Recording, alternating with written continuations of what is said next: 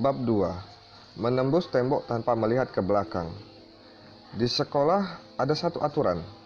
Semua murid Highhaven Pavilion diizinkan untuk ditantang setiap 5 hari sekali. Meskipun mereka bisa ditantang dengan 3 tingkat lebih tinggi atau lebih rendah.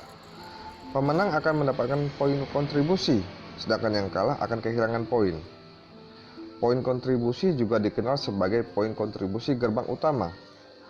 Di Highhaven Pavilion, poin kontribusi setara dengan uang. Jika Anda memiliki poin kontribusi yang cukup, Anda dapat menukarnya dengan apapun yang Anda inginkan. Baju jirah ataupun senjata dari Departemen Logistik Gerbang Utama. Poin juga dapat ditukar dengan emas ataupun perak. Tetapi secara umum poin kontribusi ini sulit diperoleh, dan para murid umumnya enggan untuk menukarnya dengan itu. Ada juga berbagai cara mendapatkan poin-poin ini. Anda bisa menukarnya melalui perburuan harta, menyelesaikan tugas, dan lain-lain. Cara paling umum untuk mendapatkan poin kontribusi adalah menantang orang lain. Duel adalah untuk menguji kekuatan mereka terhadap murid lain. Dan jika mereka menang, mereka mendapatkan poin kontribusi. Pagi-pagi sekali, banyak orang berkumpul di sekitar Yankai. Rasanya seperti menatap kesemek matang yang akan jatuh. Di sekitar sekte, nama Yankai sangat terkenal. Bukan hanya karena dia membawa identitas murid percobaan, tetapi juga karena dia masih tetap berada di halaman luar. Belum lagi rekor kekalahan abadinya yang terkenal. Yankai secara alami tahu penyebab keramaian itu. Hari ini adalah hari kelima dari tantangan terakhirnya. Mereka yang tidak dapat menantang sebelumnya sekarang bisa. Siapa yang tidak cemburu? Itu pada dasarnya adalah poin kontribusi gratis. Meski poin yang didapat tidaklah besar, namun tetaplah memikat. Sehingga masih banyak yang datang. Sambil bersiap, Yankai berteriak 2 kata. Mohon petunjuk. Seperti biasanya, semua tahu bahwa Yankai akan dipukilin lagi. Yankai selalu yang pertama menyerang. Bahkan dengan tubuhnya yang kurus, dia akan selalu melakukan pertarungan yang luar biasa. Mengambil langkah ke Zhao Dingzun lalu meninju ke dada. Setelah itu, serangan sederhana dan langsung. Lalu tinju harimau, serangan kuat dan rasanya seperti semua energinya ada dalam serangannya. Di sekolah, semua murid harus mempelajari tinju Shaolin. Tinju ini terkenal jurus pemula dasar untuk menjadi seorang murid. Zhao Dingzun tidak panik karena dia lebih kuat dari lawannya dengan 2 tingkat. Sayangnya pertempuran ini tidak dapat membuat ketegangan karena tinju yang Yankai terlihat datang dan dengan mudah dihindari oleh tubuh kekar itu. Saat menyerempet melalui pakaiannya, Zhao Dingzun tidak terluka. Meninju lagi, Yankai dengan mudah dilawan dan dipukul di ulu hatinya. Sambil menahan rasa sakit, Yankai dengan cepat mundur dan menghindari serangan ketiga Zhao Dingzun. Ini mengejutkan Zhao Dingzun. Dia tidak pernah berpikir bahwa saudara tahap ketiga ini akan bereaksi cukup cepat, mengacaukan serangan berikutnya. Tetapi kesalahan kecil ini tidak mempengaruhi situasi secara keseluruhan. Berpikir cepat, Zhao Dingzun mengambil kesempatan untuk menyergap Yankai. Tanpa diduga, Yankai tiba-tiba menendangkan kaki kanannya ke depan. Melihat bayangan mendekat dengan cepat, Zhao Dingzun memiliki semangat yang tangguh. Kemudian melakukan tinju Shaolin. Siap! Jantungnya berdegup kencang. Meskipun ia memiliki kultivasi yang lebih tinggi, ia masih kalah dengan pengalaman pertempuran Yankai.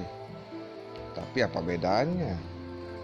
Bahkan jika dia tidak bisa mengelak, dia akan menghadapinya. 2 tawa ringan terdengar sebelum Yankai terjatuh ke belakang, sementara Zhao Dingzun tetap berdiri. Jika lawannya memiliki kultivasi yang sama dengan dia, dialah yang akan jatuh. Yang lain tidak bisa melihat pertukaran pukulan, tetapi mereka jelas merasakannya. Murid ini terlalu cepat. Dengan kata lain, dia pertama kali memukul Zhao Dingjun sebelum kemudian dipukul kembali. Tapi hanya tinjunya saja yang terlihat kuat. Tubuh dan kesehatan Yan Kai ini terlalu lemah. Lengan, kaki, dan tubuhnya yang kurus, malnutrisi yang jelas, sehingga mengakibatkan akhir seperti ini. Senior, terima kasih telah membiarkan saya menang. Pertempuran ini meninggalkan hasil yang cukup pahit di hati Zhao Dingjun. Meskipun dia menang, dia tidak merasa seperti menang. Di samping itu, banyak bisikan yang dapat didengar. Orang ini mengira dia menang. Bukankah itu berarti dia tidak tahu reputasi Yan Kai dan menantangnya? Ini benar-benar terlalu lucu. Zhao Dingjun mengerutkan alisnya karena dia benar-benar tidak tahu reputasi Yan Kai. Dia telah mendengar orang berbicara tentang dia, sehingga hari ini ketika dia melihat banyak orang yang berkumpul di sekitar Yan Kai, dia telah memutuskan untuk berpartisipasi juga dan sangat beruntung dipilih. Mengapa saya tidak bisa menang? Tinjunya sendiri yang membuatnya terbang, membuatnya berada posisi yang sangat tidak menguntungkan. Menurut aturan sekolah, dia sudah kalah. Lagi. Setelah pemikiran ini, Yan Kai berdiri lagi dan tanpa ragu sedikit pun, kali ini dengan semangat yang lebih tinggi. Tanpa menunggu jawaban, Yan Kai menyerang lagi. 3 kaki jauhnya, dia menyapu kakinya ke arah Zhao Dingjun dalam upaya untuk menjatuhkannya. Cambuk kaki. Sekolah itu memiliki murid yang menumbuhkan berbagai seni bela diri. Namun aplikasi Yan Kai pada mereka jauh melampaui rekan-rekannya. Meskipun ia kurang tahu tekniknya, jadi Anda bisa menggunakan cambuk kaki di sini. Tanpa pemberitahuan, Yan Kai pergi terbang lagi.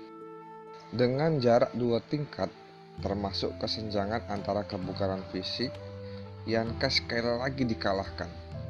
Serangannya ke kaki Zhao Dingjun jelas telah melukai tulangnya sendiri, menyebabkan sedikit goyah.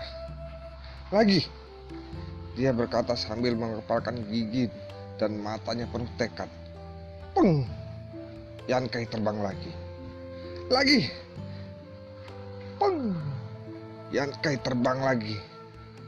Orang-orang tidak dapat menonton lebih lama, telah pergi.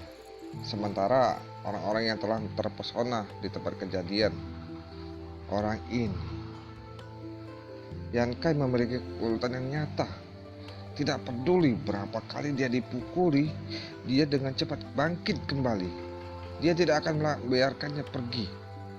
Mendengar kata-kata ini, Zhao Dingjun merasa sangat pahit. Dia tidak pernah membayangkan ternyata lawannya orang yang gila. Pada akhirnya Yan Kai dikirim terbang 7 atau 8 kali lagi. Meskipun wajahnya bengkak, matanya hitam, dia terhuyung-huyung dan bernapas cukup. Dia masih terus bertahan dan terus berjuang. Akhirnya Zhao Dingjun berseru, "Apakah kamu gila? Segeralah menyerah, atau kamu akan mati."